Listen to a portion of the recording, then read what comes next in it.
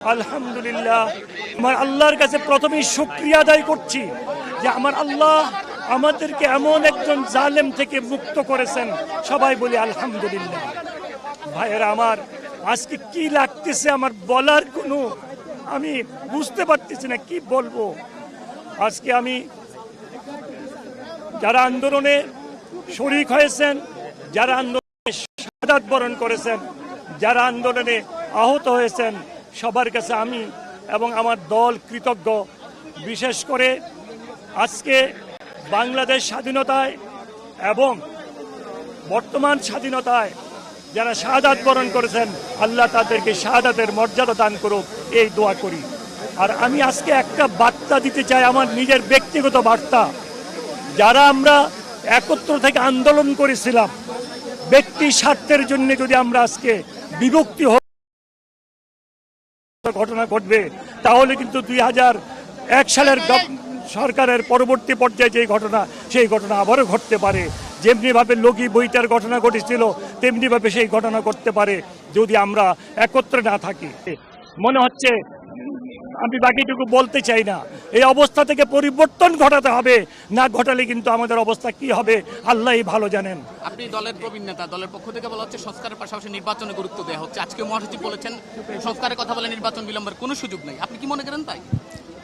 সংস্কার তো করবে গণতান্ত্রিক সরকার, যাদেরকে ভোট দিয়ে নির্বাচিত করেছে করবে, ওনারা সংস্কার করবে।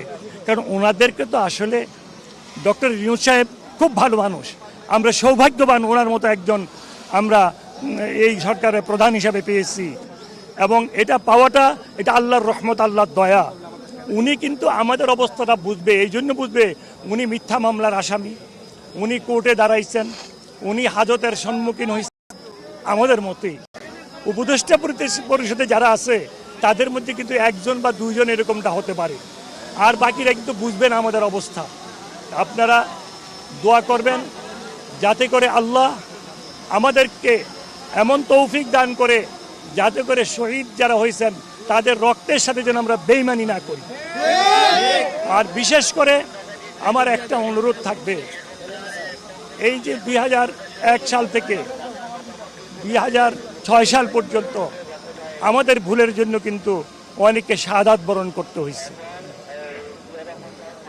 শুধু তাই নয়, 96 সালে আমাদের ভুলের জন্য আমাদের অনেক পরিষ্কারভাবে বলতে চাই, 96 সালে যদি আমরা ভুল না করতাম, বিশেষ করে ইসলামিক দলগুলো যদি ভুল না করতো, আওয়ামী লীগ কখনো ক্ষমতায় আসতো না। এই ক্ষমতা আসার মূলে কে, কারণ কি বুঝতে হবে, বুঝে ওখান থেকে আমাদেরকে শিক্ষা নিতে হবে। আর সবচেয়ে বড় জিনিস হলো, আগের সরকারের সময়, জালেম সরকারের সময় যেইভাবে গুম, খুন, চাঁদাবাজি, দখলবাজি এবং নির্যাতন করা হচ্ছে, এর যদি পুনরাবৃত্তি হয় তাহলে কিন্তু আমাদেরকে আবার সেই রূপ, সেই ভোগ করতে হবে। আমাদেরকে এইগুলি থেকে জনগণকে মুক্ত রাখতে হবে, চাঁদাবাজি থেকে, গুম থেকে, দখলবাজি থেকে এবং অন্যায় অত্যাচার অবিচার থেকে। আমি পরিষ্কারভাবে বলতে চাই, আমি আমার নেত্রী খালেদা জিয়া, ওনার কাছে আমি কৃতজ্ঞ। উনি যেই জেল খেটেছেন, যে জুলুম অত্যাচারের সম্মুখীন হয়েছেন, যে কষ্ট উনি করেছেন, ওনার জীবনটা কি অবস্থায় উনি ছাড়া কেউ বলতে পারবে না। এই সব কিছুর দায়ী হলো এই জালেম সরকার, এবং সবচেয়ে বেশি জুলুম করেছে খালেদা জিয়ার প্রতি। কারণ আমাদের কোনো নেতা কিন্তু জেলে ঢুকলে বেল পাইছে, জেলখানা থেকে বাড়িছে, কিন্তু ম্যাডাম জিয়া কিন্তু জেলে যে ঢুকছে উনাকে কিন্তু সুপ্রিম কোর্ট পর্যন্ত বেল দেয় নাই। উনি কিন্তু এই সরকার গঠন হওয়ার, বর্তমান সরকার গঠন হওয়ার পরে উনি বেল পাইছে, উনি মুক্তি পাইছে। তাহলে উনার চেয়ে বেশি কষ্ট কেউ করে নাই। অনেকে বলতে পারেন আপনারা আমি এই কষ্ট করেছি, আমি এইটুকু করেছি, কিন্তু ম্যাডাম জিয়ার চেয়ে বেশি কেউ করেন নাই।